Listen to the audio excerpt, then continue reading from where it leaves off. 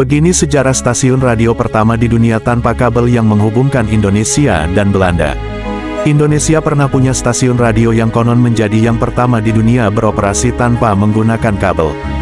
Meski termasuk teknologi peninggalan Belanda, stasiun radio ini termasuk yang tercanggih karena menghubungkan Indonesia dan Belanda yang berjarak 12.000 km. Stasiun ini awalnya merupakan bagian dari perusahaan radio Hindia Belanda, Nederlands Indische Radio Omroep Maatschappij (NIROM), yang kemudian berganti nama menjadi Radio Republik Indonesia (RRI) setelah kemerdekaan Indonesia. Stasiun Radio Malabar memakai salah satu alat transmisi paling kuat yang pernah dibuat dengan kekuatan 2.400 kW. Stasiun ini memakai jaringan yang dibentangkan antara dua gunung sebagai antena. Selain itu juga sering digunakan untuk mempopulerkan dan mempromosikan kebudayaan lokal.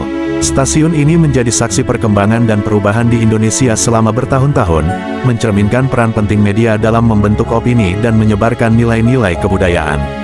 Stasiun radio ini disebut sebagai yang tercanggih pada masa itu. Bahkan stasiun pemancar yang dirancang oleh insinyur elektro bernama Cornelis Johannes de Groot itu sempat diperhitungkan dan masuk ke sejarah perkembangan radio dunia karena menjadi penghubung komunikasi Hindia Belanda dan Belanda sejauh 12.000 km.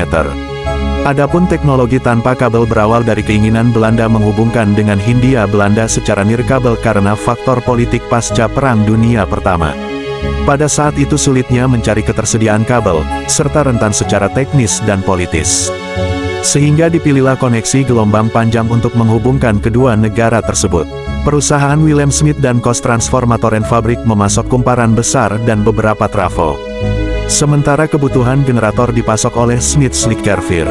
Dalam ulasan sejarah komunikasi di Bandung lewat buku Citaroemplein Bandung, 2014, Sudarsono Katam menyebut keunggulan dari sistem pemancar tanpa kabel, nirkabel, yang jadi satu-satunya di dunia.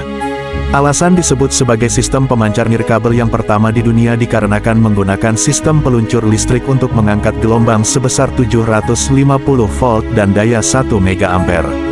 Kemudian gelombang radio ribuan kilowatt bisa terbangun, bahkan dengan tanpa kabel sehingga tidak terganggu kegiatan Perang Dunia Pertama pada zamannya.